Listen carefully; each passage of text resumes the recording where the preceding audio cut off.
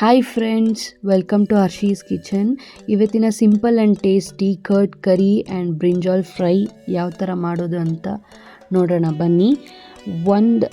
ಇವಾಗ ನಾನು ಒಂದು ಪ್ಯಾನ್ ತೊಗೊಂಡಿದ್ದೀನಿ. ಪ್ಯಾನಲ್ಲಿ ಸ್ವಲ್ಪ ಆಯಿಲ್ ಹಾಕಿ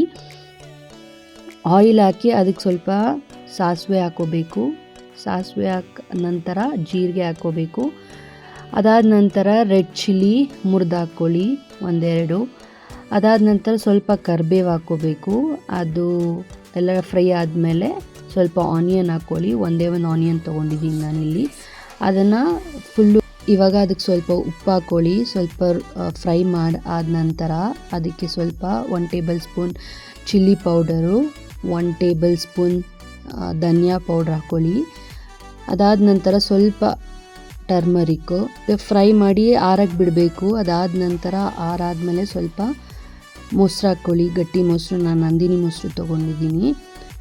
ನೀರು ಹಾಕ್ಕೊಳ್ಬೇಡಿ, ಫುಲ್ ಗಟ್ಟಿ ಮೊಸರು ಹಾಕ್ಕೊಂಡು ಅದನ್ನು ಚೆನ್ನಾಗಿ ಮಿಕ್ಸ್ ಮಾಡಿಕೊಂಡ್ರೆ ಆಯಿತು ಕರ್ಡ್ ಕರಿ.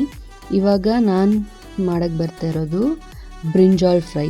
ಅದಕ್ಕೆ ಬ್ರಿಂಜಾಲ್ ರೌಂಡ್ ಇವಾಗ ಇದಕ್ಕೆ 2 ಟೇಬಲ್ ಸ್ಪೂನ್ ಚಿಲ್ಲಿ ಪೌಡ್ರ್ ಹಾಕ್ಕೊಳ್ಳಿ, 2 ಟೇಬಲ್ ಸ್ಪೂನ್ ಚಿಕನ್ ಮಸಾಲ ಹಾಕ್ಕೊಳ್ಳಿ, ಒಂದು ಸ್ವಲ್ಪ ಅರಿಶಿನ ಹಾಕ್ಕೊಳ್ಳಿ ಮತ್ತು 2 ಟೇಬಲ್ ಸ್ಪೂನ್ ಧನಿಯಾ ಪೌಡ್ರ್ ಹಾಕ್ಕೊಳ್ಳಿ. ಎಲ್ಲ ಹಾಕ್ಕೊಂಡು ಸ್ವಲ್ಪ ರುಚಿಗೆ ತಕ್ಕಷ್ಟು ಉಪ್ಪು ಹಾಕ್ಕೊಳ್ಳಿ. ಹಾಕ್ಕೊಂಡ ನಂತರ ಅದಕ್ಕೆ ಸ್ವಲ್ಪ ಆಯಿಲ್ ಹಾಕಿ ಮಿಕ್ಸ್ ಮಾಡ್ಕೋಬೇಕಾಗತ್ತೆ.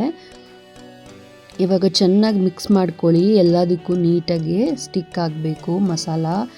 ಆಮೇಲೆ ಸ್ವಲ್ಪ ಹೊತ್ತು ಮ್ಯಾರಿನೇಟ್ ಮಾಡೋದಕ್ಕೆ ಬಿಡಬೇಕು, ಒಂದು 5 ಮಿನಿಟ್ಸ್. ಅದಾದ ನಂತರ ಇವಾಗ ನಾನು ಬಂದು ಒಂದು ಪ್ಯಾನ್ ತೊಗೊಂಡಿದ್ದೀನಿ. ಆ ಪ್ಯಾನ್ಗೆ ಶಾಲೋ ಫ್ರೈ ಮಾಡ್ತಾಯಿದ್ದೀನಿ. ಸ್ವಲ್ಪ ಲೈಟಾಗಿ ಆಯಿಲ್ ಹಾಕ್ಕೊಳ್ಳಿ. ನನಗೆ ಡೀಪ್ ಫ್ರೈ ಬೇಡ, ನಿಮಗೆ ಬೇಕಂದರೆ ಡೀಪ್ ಫ್ರೈಯೂ ಮಾಡ್ಕೋಬೋದು.